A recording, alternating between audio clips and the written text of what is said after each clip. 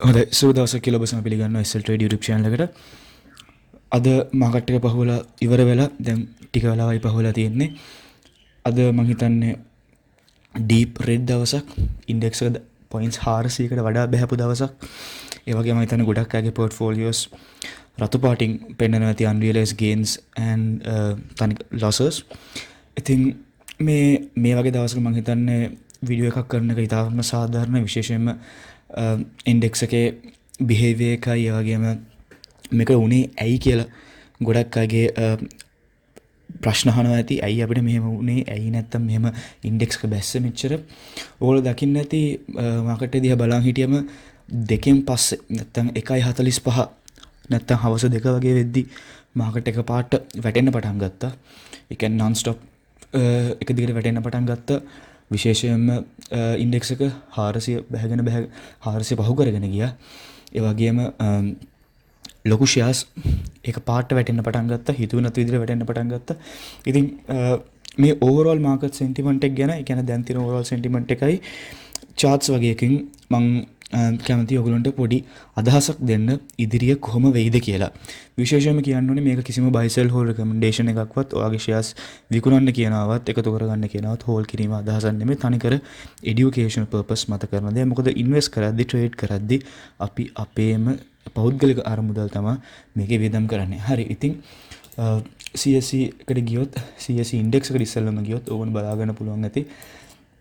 මෙතන charts වලින් candlestick chart එකෙන් deep red මම හිතන්නේ ලොකු points බැස්මක් recent past එකේ තිබු ලොකුම points ගානක් වැටුණා. points 400කට කිට්ටු වෙන්න. ඉතින් 400 වැඩි 400ට පහු කරා. ඉතින් මේකේ ඔයගොල්ලෝ බලද්දී ඕන විශේෂයෙන්ම මට මේ Fibonacci retracements වලින් පෙන්නන්න ඕනේ. මම මෙතනින් ගත්තේ අන්තිමටම ලොකු drop එකක්. ඒ කියන්නේ මාකට් පල්ලෙහෙන් තිබ්බ දවසයි. ඊට පස්සේ continuous momentum එකකින් දැන් වෙනකන් තියෙන retracement එකක් තමයි අරන් තියෙන්නේ. මේ අලුත් පල්ලෙහ point එක තියෙන්නේ මාකට් down වෙච්ච දවසයි. ඊට පස්සේ ආයෙත් තියෙන all time highs click කරපු දවසයි. ඉතින් ඕගොල්ලන්ට මම මෙතනින් පෙන්නන්න කැමතියි. මම සාමාන්‍ය ඔයගොල්ලෝ මගේ වීඩියෝස් බලන ඔයගොල්ලෝ දන්නවා මම EMS තමයි පාවිච්චි කරන්නේ. ගොඩක් EMS තුනක් පාවිච්චි කරනවා. ඒකේ විශේෂයෙන් මෙතන මේ 65 EMA එක තමයි මගේ ඩිෆෙන්ස් ලයින් එක හැටියට මම පාවිච්චි කරන්නේ ඕන chart එකක් අදිද්දි. හරිද? ඉතින් මගේ අදහස නම් මම විශ්වාස කරනවා මගේ charts වලට අනුව 65 EMA එක touch කරන එකක් නැතිව හැබැයි touch කරොත් නම් continuous bearish trend එකක් බලා ගන්න පුළුවන් වෙයි බොහෝ විට. හැබැයි ඔයගොල්ලෝ මේ පැත්තට බැලුවොත් මෙතන තාම 65 එක touch කරලා නැති නිසා ඔයගොල්ලෝ Fibonacci retracements වලින් බැලුවොත් මම හිතන්නේ මෙතන අපිට රිට්‍රේස්මන්ට් එකක් අපිට හෙටත් සමහරක් වෙලාවට පැනික් සෙලර්ස් ලගේ ඉමෝෂන්ස් මත කොහොම යයිද කියලා අපිට කියන්න බෑ. හෙට අනිත් පැත්තට බවුන්ස් බෑක් වෙන්නත් පුළුවන්. හෙට ආයි මේ විදිහට මීටත් වඩා රෙඩ් වෙන්න පුළුවන්. ඒක මාකට් ඉමෝෂන්ස් මත ඒක පැහැදිලි වෙයි. ඉතින් ඔයගොල්ලෝ මෙතන බැලුවොත් දැන් උර පැහැදිලිවම පේනවා short term trend reversal එකයි medium term trend reversal එකයි confirm වෙලා ඒ lines උත් පල්ලෙහාට පෙන්නන කියනවා. ඉතින් අනිවාර්යයෙන්ම මෙතන මේ රිට්‍රේස්මන්ට් එක නැත්තම් 12273 ඒ රේන්ජ් එකයි 1191 12000 එකයි 11914 ඒ රේන්ජස් දෙක ඉතාමත්ම crucial spots දෙකක් වෙයි. අපේ මොකද පේනද 65 රේන්ජ් එක තියෙන එතන ඒ මේ resistance දෙක ඉතාමත්ම key points දෙකක් වෙයි මාකට් එකේ behavior ගැන ඉස්සරහට යද්දි.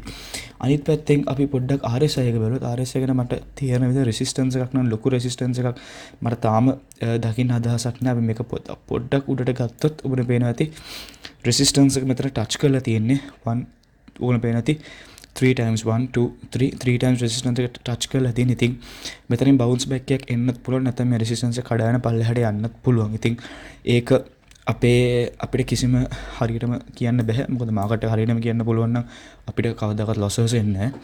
ඉතින් මෙතන බලා ගන්න තියෙන RSI එක දැන් resistance levels touch කරලා තියෙන්නේ මෑත් ඉතිහාසයේ තිබ්බ resistance levels.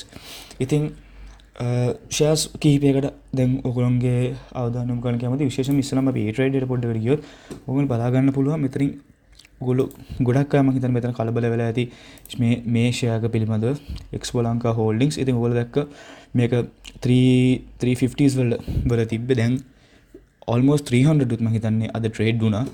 ට්‍රේඩ් සමරි එකට ඔයගොල්ලෝ ගියොත් ඔයගොල්ලෝ බලා ගන්න පුළුවන් වෙයි almost 300 වලට ටච් වුණා ට්‍රේඩ් එක.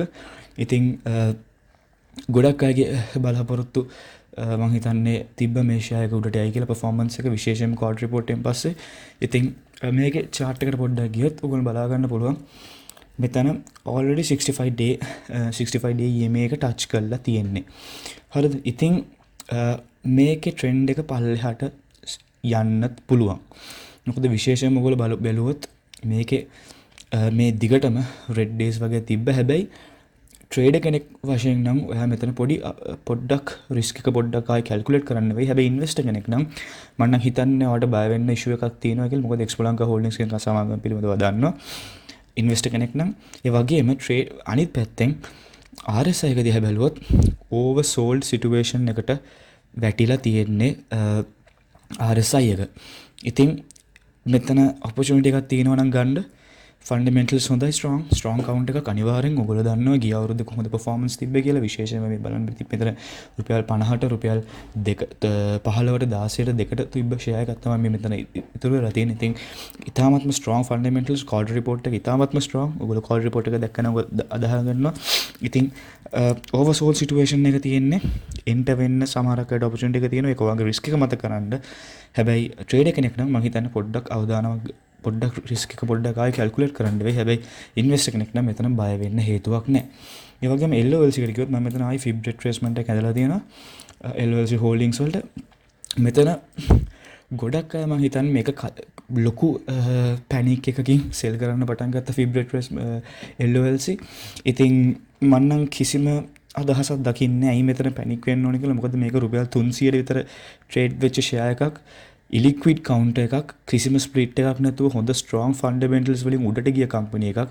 ඉතින් මගේ නම් කිසි අදහසක් නැහැ මේක සෙල් කරන්න. හැබැයි ඔයගේ පදනම මත වයර් කරන්න. ඉතින් විශේෂයෙන් මෙතන පෙන්වන්න ආසයි තව එකක් තමයි මෙතන ඔයගොල්ලෝ දැක්ක අර තව දවසක් අපේ රෙඩ් වෙච්ච දවසක හරියටම 65 day resistance එකට වැදිලා ආයි නැවත bounce back වුණා. ඉතින් දැන් මං හිතන්නේ නැවතත් fib retracement එකත් එක්ක බලද්දි පල්ලෙහාට යන ආයි ට්‍රෙන්ඩ් එක තියෙනවා. 65 day EMA එක ගොඩක් ලොකු resistance point එකක් වෙයි.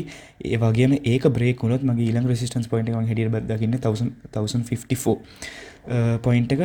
මොකද මගේ ඉස්සෙල්ලා resistance එක තිබ්බේ 1148 වල. ඒත් ඒක break කරපු නිසා දැන් මගේ ඊළඟ resistance එක මගේ analysis එක අනුව 1054 වෙයි ඊළඟ resistance එක. වගේම ආයි නැවත RSI ගොම පේනවා ඇති bounce පල්ලෙහාට oversold situation එකට තමයි යන්නේ. ඉතින් finally තව එක share එකක් පෙන්වන්න කැමති chart එකක්. ඒ තමයි XPAC. මම හිතන්නේ මගේ එක වීඩියෝ එකක් මම පෙන්නුවා weekly බලා ගන්න ඕනේ chart එක පිළිබඳ XPAC ගැන. XPAC වල ඔයගොල්ලෝ මෙතන බලා ගන්න පුළුවන් ඇති retracement එක මගේ මම මෙතනින් ඇන්දේ 2390 recent all time high එකයි. ඉතින් ඇත්තටම මේක මේ copy එක ගත්ත මෙන්න මේ points වල තිබ්බ retracement එකෙන් මෙන්න මෙතන තිබ්බ retracement එකෙන් තමයි මම විශේෂයෙන්ම මේ point එක ගත්තේ. මේ retracement එක ගත්තේ. ඉතින් මම හිතන්නේ 1880 හරිය ලොකු resistance එකක් වෙයි නැවතත්. මොකද මේකට charts අදින්න බෑ වැඩිය අපිට තොරතුරු නැති නිසා. ඉතින් මේකෙත් පොඩ්ඩක් trading වලට chance එකක් ඒ විශේෂම quarter report එකත් මේ release වල නැති එකත්. ඒ වගේම අනිත් point එක තමයි අපිට මේකෙන් dividend එකකුත් බලාපොරොත්තු වෙන්න පුළුවන්. මොකද ඒගොල්ලෝ first interim dividend එකක් දුන්න list වෙලා first quarter එකෙන්ම. හරි finally ඒ trade එකට ගියොත් ඕගොල්ලෝ බලා ගන්න පුළුවන් ඇති bill කියන්නේත් නැවතත් හොඳ count එකක්. future growth potential තියෙන count එක. මට නම් මේක long term count එකක්, short term count එකක් නෙමෙයි. trading opportunities අනිවාර්යෙන් තියෙනවා. හැබැයි long term නම් මේකේ ඉතාමත්ම හොඳ gain එකක් ගන්න පුළුවන්. LOLC අපි කතා කරා කොහොමද මේකේ situation එක ඒක drawback එකක් උනේ කොහොමද කියලා. ඒ වගේම තව count එකක් බලා ගන්න තමයි MGT Helios Exports company එක. Helios Fabric company එක. Helios Fabric ඔයගොල්ලෝ දන්නවා ඉතින් මේ අවුරුද්දෙත් එක්ස්පෝර්ට්ස් වලින් කොච්චර ඩ්‍රයිව් වුණාද කියලා අපේ ශ්‍රී ලංකන් ඉකනොමි එක. ඉතින් මේ වගේ කවුන්ටර්ස් නිකන් පැනික් වෙලා සෙල් කරනවාට කිසිම මේ වැඩක් වෙන්නේ නැහැ. විශේෂයෙන්ම මේ වගේ සිටුේෂන් එක අන්තිමට හේලිස් කම්පනි එක විශේෂයෙන්ම ඇඩ්වාන්ටේජ් ලොජිස්ටික්ස් තියෙනවා. තාම කොහොමද රිපෝර්ට් එක රිලීස් වෙලා නැහැ. ඉතින් මේ වගේ කවුන්ටර්ස් නිකන් සෙල් කරන එකේ වැදගත්කමක් මන්නම් කිසිම විදිහකට දකින්න. මේවා පුළුවන් නම් ට්‍රේඩර් කෙනෙක් නම් නැත්නම් ඉන්වෙස්ටර් කෙනෙක් නම් මේවා කලෙක්ට් කරන්න. හැබැයි මන්නම් විශ්වාස කරන්නේ ඇයි මේවා මේ වගේ මොහොතක සෙල් කරන්න ඕනේ කියලා. ෆයිනලි තව එකක් තමයි AEL අද Access Lanka Holdings Access Engineering company එකත් විශේෂයෙන්ම මේ අවුරුද්ද අපි දැක්ක ස්ට්‍රෝං එකක්. ඒ වගේම අදානිත් එක්ක තිබ්බ ඒගොල්ලොන්ගේ පාර්ට්නර්ෂිප් එකත් එක්ක ඊස්ට් ටර්මිනල් එකේ. ඉතින් මම හිතන්නේ මේ වගේ තවත් හොඳ කවුන්ට් එකක් fundamental counters. Finally RCL dividend එකකුත් පෙන්ඩින් ක්වාටර් එකේ. ඉතින් මේ වගේ හොඳ මාකට් මොනොපොලි තියෙන කම්පනීස් ඇයි ඕගොල්ලෝ නිකන් සෙල් කරන එක සමහරක් වෙලා ලොකු ප්‍රශ්නයක්. විශේෂයෙන්ම තව ෂෙයා එකක් තමයි එක්ස්පෝ ලංකා හෝල්ඩින්ග්ස්. ඒ වගේම වන් කම්පනි එකත් හොඳයි. ඔයගොල්ලෝ පේනද මෙච්චර රෙඩ් වෙලත් ඉන්ඩෙක්ස් එක පොයින්ට්ස් 103ක් බහැලත් තාමත් වන් ස්ට්‍රෝං. ඒ වගේම තවත් එකක් තමයි මෙල්ස්ටාකෝප්. අද පැනික් සෙලර්ස් ලගේ එකක් සෙල් වෙලා තියෙනවා. ඉතින් හොඳ කම්පනීස් මේ වගේ තියෙනවා. නිකන් මේ වගේ දවස්වල සෙල් කරන්න එපා. රැල්ල පිටිපස්ස දුවන්න එපා කියන්නේ ඕක තමයි. රැල්ල පිටිපස්ස දුවලා ට්‍රේඩ් කරනවා නම් ඔව් ට්‍රේඩර්ස්ලා ගොඩක් ගන්නවා ඔපචුනිටිස්. ඒක ඒගොල්ලොන්ගේ රිස්ක් එක මත. හැබැයි කවදාක්වත් මේ වගේ දවස්වල රැල්ල පිටිපස්ස ගිහිල්ලා නිකන් සෙල් කරලා හිතන්න එපා උඩින් අපිට නිකන් ලොස් එකේ සෙල් කරලා පස්සේ පල්ලෙහාන් ගන්න පුළුවන් වෙයි කියලා. ඒක ලොකු ගොඩක් අය කරන ලොකු වැරද්දක්. මොකද ඇවරේජ් ඩවුන් කරනවා නම් කමක් නැහැ මේ විදිහට කරන්න. හැබැයි සෙල් කරන්න ඔයගේ ලොකු ලොසස් තියෙනවා නම් අනිවාර්යෙන් සෙල් කරන්න වෙයි. ඒක ඉතින් ඒක ඔයා උඩින් ගත්තා නම් ලොකු ඉෂුව එකක්. රෙසිස්ටන්ස් ලෙවල්ස් වලින් ගත්තා නම්. හැබැයි මේ වගේ දවස්වල නිකන් රැල්ල පිටිපස්ස ගිහිල්ලා සෙල් කරනවා කියන්නේ වෙන කෙනෙක්ට ඔයාගේ ෂෙයා එක නිකන් දෙන්න. මොකද ඔයා දැනගන්න දෙයක් තමයි ඔයා සෙල් කරනවා වගේම තව එක්කෙනෙක් බයි කරනවා. ඉතින් බයි කරන එක්කෙනාට මේ වගේ දවසක ලොකු chance එකක් එන්න පුළුවන්. විශේෂයෙන්ම discounted price වල shares එන. මොකද උදාහරණයක් වශයෙන් ගත්තොත් ඔයා 380 share එකක් ගන්නවා නම් ඔයා දන්නවා 380 share එක උඩට යන්න පුළුවන් කියලා. හැබැයි ඒ share එක 340ට ආවොත් ඔයා සෙල් කරනවා නම් රුපියල් 40ක් මට loss කියලා තව එක්කෙනෙක් 340 share එකක් ගන්නවා. මොකද එයා දන්නවා ඒක 380ට වඩා වටිනවා කියලා. ඉතින් තව එක්කෙනෙක්ට opportunity එකක් දෙන්න ආස නම් අනිවාර්යෙන් සෙල් කරන්න. නැත්නම් margin calls issues එහෙම තියෙනවා නම් සෙල් කරන්න. හැබැයි විශේෂයෙන්ම මතක තියාගන්න මේ වගේ දවසක ඉතාමත්ම සැලකිලිමත් වෙලා පුළුවන් නම් average down කරන්න. නැතුව පැනික් වෙලා රැල්ල පිටිපස්ස ගිහිල්ලා සෙල් කරන්න එපා.